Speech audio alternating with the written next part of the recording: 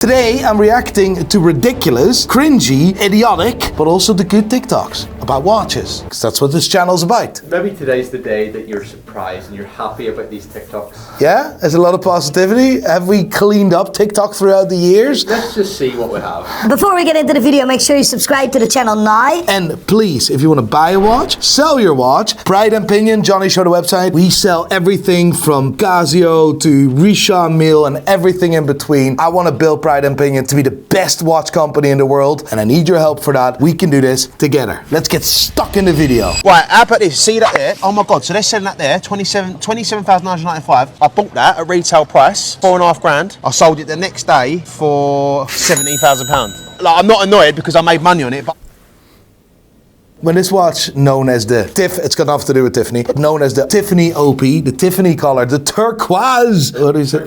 Turquoise, sorry. Me no English. What was it again? Turquoise? Turquoise. Like little boys, turquoise? Up. I got this watch in a week after launch. One of the first people ever to have that watch, and I sold it for £6,500. And I remember, I think we paid £6 for it, and the retail was £4.5. Wild. That watch at top was like 30k. oh, that there was a Tiffany blue 41 mil. I bought it at retail price. Basically, someone didn't come pick it up in the store, so I went and bought it. You got the phone call from the AD? Yeah, so she rang me up, and I went and bought it and sold it the next day, and I'm gutted I sold it now. This is, of course, the prime example of a flipper. This is one part of the reason why prices of pre-owned watches were so high and why it was so difficult to buy a watch new. Now the roles are a wee bit reversed. Today, 90% of the Rolex category is below retail, and that allows us to actually add value to a customer. And the good bit is, authorized dealers throughout the years have pissed off so many customers, and now those customers are coming to us. And to all the IDs, you mistreated me for years, I couldn't buy a watch, bye-bye. It's a sad situation, but not really for us. Do you know who that is? No, who's that? He won Love Island. Do I look like a guy that watches Love Island? He went out with Danny Dyer's daughter. Who? He went out with Danny Dyer's daughter, Danny Dyer. Danny Dyer? It sounds like some gangster. Do you know Danny Dyer's daughter, Danny Dyer? You're taking the piss now. No, Danny Dyer's daughter's called Danny Dyer. Who is that? Don't know Danny Dyer's daughter, Danny Dyer? Ah, I wanted a luxury timepiece for a while to enhance my style. I've seen this one! Don't get me wrong, I love my Apple Watch, but let's face it knocks a few points off your fashion game. Gentlemen, no one's that impressed by your step game. I made my way to Burlington Arcade in London and visited the Bell & Ross flagship. They offer luxury watches that are perfect for someone like me, looking for a stylish, high-quality timepiece without spending a fortune. I found myself torn between a few of their chronograph timepieces and this unique tourbillon skeleton sapphire watch. To me, wearing a watch is more about celebrating a sense of accomplishment than just telling time. It represents a successful milestone and serves as a reminder that it's perfectly okay to treat yourself now. When it comes to choosing a luxury watch, choose one based off your lifestyle and personal style. It should complement your wardrobe and be versatile enough for different occasions. With that being said, I decided on the BR05 Auto Black Steel 40mm. Its unique shape and versatile black face make it a perfect match for almost any outfit. Let me know what you guys think in the comments. Lovely video, yeah? I really had to make a comment on that. He forgot the hashtag ad on it. Anyway, that was of course an advertisement. You know how I know? Because he's buying a Bell & Ross. Nobody walks into the Bell & Ross boutique and buys a watch. Nobody. That's not happening. What your watch says about you. If you were a Rolex Mariner 126 reference, Addy's money got you so far in life, well now you sit in a cubicle for 14 hours a day looking at spreadsheets non-stop. If you were a Cartier tank, you also have I need to process that one. Okay.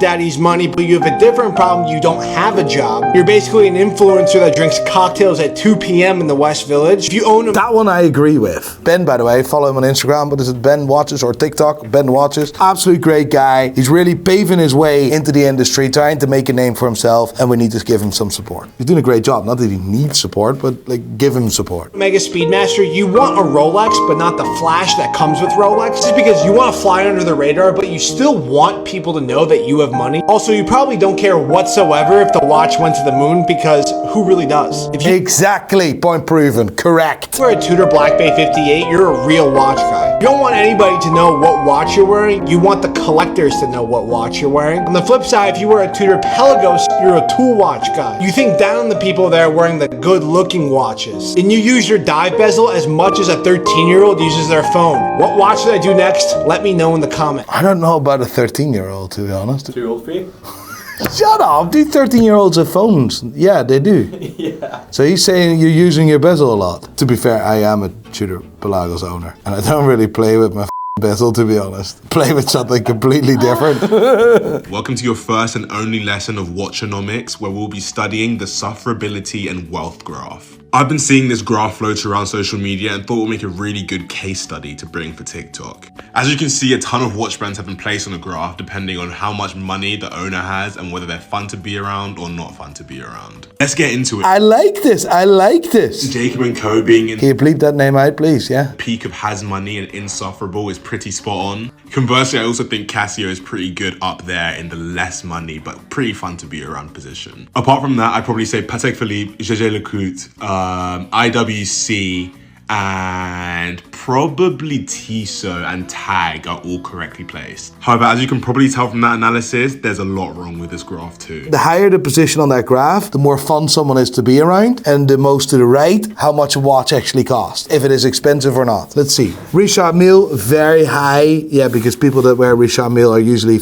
mob bastards, to be honest. So they're good crack. So that 100% agreed. Patek Philippe, absolutely disagree. Not with the position regarding finances, but just to be fun to be around. People that usually wear Patek Philippe have absolutely no clue about watches when they buy a Nautilus, and anything else, they're boring as f***.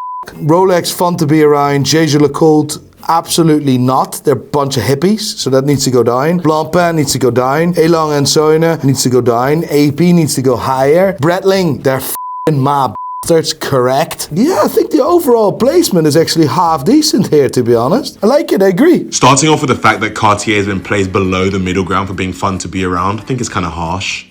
I would actually swap it with Breitling, maybe Blancpain. No, people that are mad into Cartier, they're not fun to be around, mate. They're a bunch of hippies, left woke, playing on the left side of the spectrum. No. I would actually swap it with Breitling, maybe Blancpain. I think Omega should be on the middle level of fun to Blancpain should be off this chart. It has nothing to do with anything. be around, but I think it's okay being on this side of the has money axis. I think the watch economist that made this graph is a Rolex fanboy who's upset at how good a Black Bay is compared to a Submariner, because why on earth is Tudor here?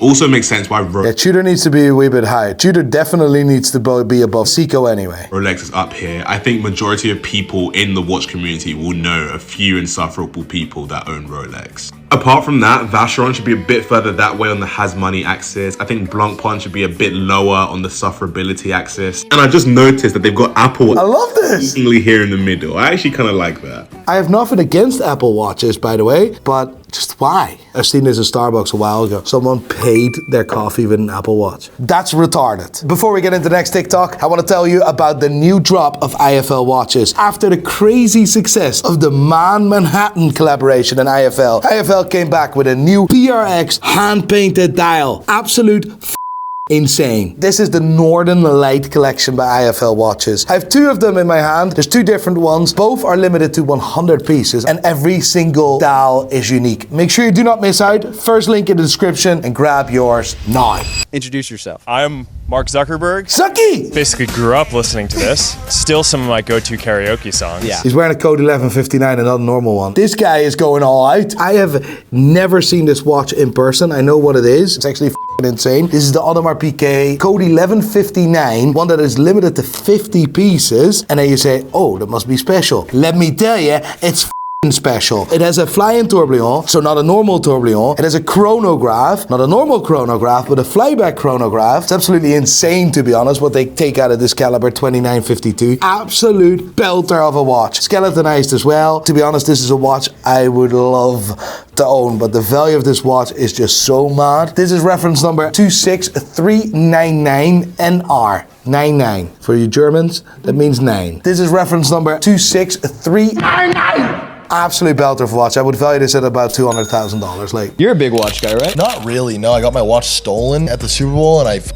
what watch was it? It was an RM05. Had a chrome bracelet. It was a one of none watch. Oh, shit. Uzi FaceTimed me about wanting to buy off me. How did it get stolen? I went and got a dinner with Drake and my boy Zach and 12 girls. Cash App did this party. He performed, Zach DJ'd. So I have this section and it's me and the girls. So my whole thing was just making sure the girls were having fun, whatever. And then Drake's team was gonna come grab me and walk me to the after party, right? And they did. And I'm standing outside of this after party and it's crowd crush. Everyone's trying to get into this after party. And this dude was bumping into me and my watch got wrapped up in his jacket and I felt it and it popped off and I grabbed it. Like I could feel it, but I was so focused on getting these girls into the party and I put it in my other hand and I put it in my pocket. 15 seconds later, I go to pick it out of my pocket, my passport and my watch are gone. And you could see on the security camera, him grab it, pass it to his friend. It was like a ring of people and like 6 watches got stolen that night. Me? That's mad. I think he's talking shit though, but who is this guy? His banks. So he got his RMO5 stolen with an aftermarket chrome heart bracelet. One of one. One of none. Sorry, one of none now, because it was never made. We can replace that. Don't know about the chrome hearts bracelet, but if you want me to sort you out, prideandpinion.com, or you just reach out to me directly at nicoleonard@prideandpinion.com. My fiance got a new watch today, and when he told me it was expensive, Oh, mate, I've seen this. I followed her yesterday, actually. Her boyfriend or her fiance or whatever, he has a collection. It is nuts. RM after RM after RM after RM. I said, "Are you kidding me?" Let's open it up. It comes in a nice box with kind of an interesting egg-like case. I guess that's nice. And you open it up. It's pretty ugly.